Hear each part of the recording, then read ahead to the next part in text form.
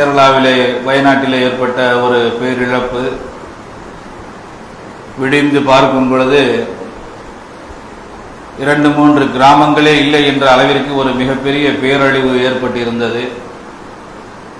அதே போல இப்போது ஆந்திர மாநிலங்களிலே மழை வெள்ளத்தால் அந்த பகுதி மிகவும் கடுமையாக பாதிக்கப்பட்டு கொண்டிருக்கிறதை பார்க்கிறோம். மேலிருந்து எடுக்கப்பட்ட அந்த வீடியோவை பார்க்கும் பொழுது பெரிய பெரிய சிம்மாசனங்களைப் போல வீடுகளை கட்டி வைத்திருக்கிறார்கள். பல மாடி அடுக்குகளாக அந்த வீடுகள் இருக்கிறது. ஆனால் தரையில இறங்குவதற்கு இடமில்லை. எல்லா பக்கமும் தண்ணீராக இருக்கிறது. வீடுகளிலே மாடிகளிலே தஞ்சம் புகுந்தவர்களாக மக்கள் உணவுக்காக தவித்துக் கொண்டிருக்கக்கூடிய சூழ்நிலைகளை எல்லாம் நாம் செய்தி சேனல்களிலே பார்த்து கொண்டிருக்கிறோம். இந்த தருணத்தில் அந்த பகுதியிலே இருக்கக்கூடிய பல்வேறு மக்கள் ஒருவருக்கொருவர் உதவி செய்து கொண்டிருக்கிறார்கள். இது போன்ற மழை வெள்ளம் போன்ற மக்களுக்கு பாதிப்பை தரக்கூடிய இடங்களில் எல்லாம் சென்று குறிப்பாக இஸ்லாமியர்கள் நிறைய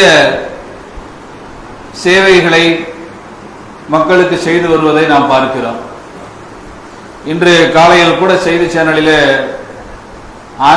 ஆந்திராவினுடைய முதலமைச்சர் ஒரு கட்டளை இடுகிறார். அதாவது மழை வெள்ள பகுதிகளிலே போய் மக்களை மீட்பதற்காகவும் அல்லது மக்களுக்கு ஏதாவது பொருட்களை கொடுப்பதற்காகவும் எந்த அதிக கட்டணங்களையும் வசூலிக்க கூடாது என்று அந்த போட்டு ஓட்டக்கூடிய அந்த நபர்களுக்கு கட்டளையிட்ட ஒரு செய்தியை காலையில் கேட்டேன்.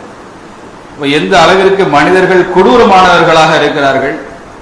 மழை வெள்ளத்திலே அடுத்த வேளை உணவுக்கு என்ன செய்ய போகிறோம், எப்படி சமாளிக்க போகிறோம், நாம் எப்படி மீண்டு வரப்போகிறோம் என்று கவலையில் இருக்கக்கூடிய அந்த மக்களுக்கு எத்தனையோ நபர்கள் தங்களால் என்ன முடியுமோ அது போன்ற உதவிகளை தன்னுடைய பொருளாதாரத்தையும் வேலைகளை எல்லாம் ஒதுக்கி வைத்துவிட்டு நேரத்தை ஒதுக்கி பொருளாதாரத்தை எடுத்துக்கொண்டு அல்லது தன்னிடத்தில் இல்லாமல் இருந்தால் கூட பல மக்களிடத்திலே வசூல் செய்து கொண்டு அந்த மக்களுக்கு நம்மால் ஏதாவது ஒரு ரீதியிலே உதவ முடியுமா என்றெல்லாம் சிந்திச்சு சின்ன சின்ன உதவிகள் முதல் பெரிய பெரிய உதவிகள் வரை மக்கள் செய்து கொண்டிருக்கக்கூடிய அந்த சூழ்நிலையில் அங்கிருந்து மீட்பதற்கு கூட பணம் வசூலிக்கக்கூடிய சில கொடூரமான நபர்களை எல்லாம் பார்க்கிறோம்.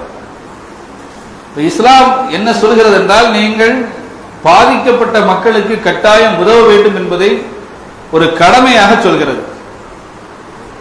எங்கெல்லாம் மக்கள் பாதிக்கப்படுகிறார்களோ, எங்கெல்லாம் மக்கள் அநீதி இழைக்கப்படுகிறார்களோ, எங்கெல்லாம் மக்கள் கொடுமைப்படுத்தப்படுகிறார்களோ அந்த பகுதிகளிலே இஸ்லாமியர்கள் அவர்களுக்காக வேண்டி உதவ வேண்டும். அது மட்டுமல்ல, பொதுவாகவே அத்தீனு நசீஹா, மார்க்கம் என்பது பிறர் நலம் நாடக்கூடியது. இஸ்லாமிய மார்க்கமே எப்படிப்பட்டது என்றால், மற்றவர்களுக்கு நல்லது செய்யக்கூடிய விஷயங்களை சிந்திக்கக்கூடியதுதான் இஸ்லாமிய மார்க்கம். நீங்க இஸ்லாமிய கடமைகளை எல்லாம் எடுத்து பார்த்தால் இந்த உலகத்திலே ஏராளமான மதங்கள் இருக்கிறது. மனிதர்களால் கற்பனை செய்யப்பட்ட மதம் மார்க்கம் என்பதற்கு உள்ள வித்தியாசம் என்னவென்றால், அவர்கள் தங்களுடைய கடவுளை எப்படி பூஜிக்கலாம், எப்படி கடவுளுக்கு பூஜை புனஸ்காரங்களை செய்யலாம் என்று மட்டும்தான் சொல்லித் தருவார்கள். எப்படி இன்னும் சொல்ல போனால் கடவுளிடத்தில் நாம் எப்படி தப்பித்துக் கொள்ளலாம் என்ற ஐடியாக்களை சொல்லித் தருவார். நீ காலம் முழுவதும் எவ்வளவு தப்பு செஞ்சாலும் சரிதான், கடவுளுக்கு போய் இந்த விஷயத்தை செஞ்சுட்டா நீ தப்பிச்சுக்கிடலாம், அல்லது உண்டியல்ல போய் இத்தனை ரூபாயை போட்டுட்டா நீ அந்த பாவத்துக்கு பரிகாரம் தேடிக்கொள்ளலாம், அல்லது ஒரு அபிஷேகம் பண்ணிவிட்டால் பாவத்துக்கு பரிகாரம் தேடிக்கொள்ளலாம் என்று கடவுளுக்கு ஏதாவது லஞ்சம் கொடுப்பது போன்ற சூழ்நிலைகளை எல்லாம் மாற்று மதத்தவர்கள் செய்து கொண்டிருக்கிறார்கள்.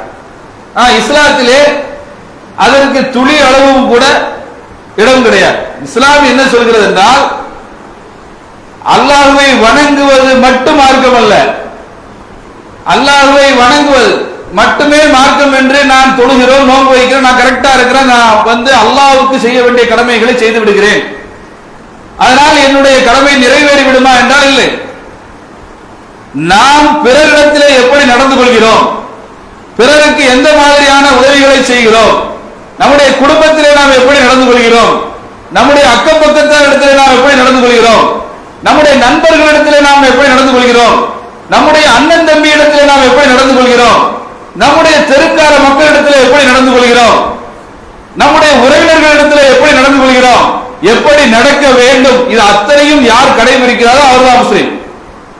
அல்லாஹ் பல இடங்களிலே அல்லாஹ் கூறும் பொழுது வஅகீமுஸ் ஸலாத்த வஆத்துஸ் ஸகாத், எல்லா இடங்களிலும் நிறைய இடங்களில் இந்த வசனத்தை சொல்லும் பொழுது வஅகீமுஸ் ஸலாத்த, தொழுகையை நிலைநாட்டுங்கள். தொழுகையை நிலைநாட்டுவது அல்லாஹ்வுக்கு செய்யக்கூடிய கடமை. இது பச்சை பிள்ளை கூட தெரியும்.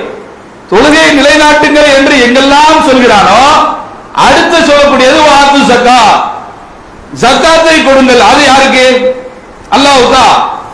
அல்லாஹ்வுக்கு செய்ய வேண்டிய கடமை முதல்ல வஆத்து ஸக்கா, நீங்கள் தான தர்மங்களில் ஈடுபடுங்கள்.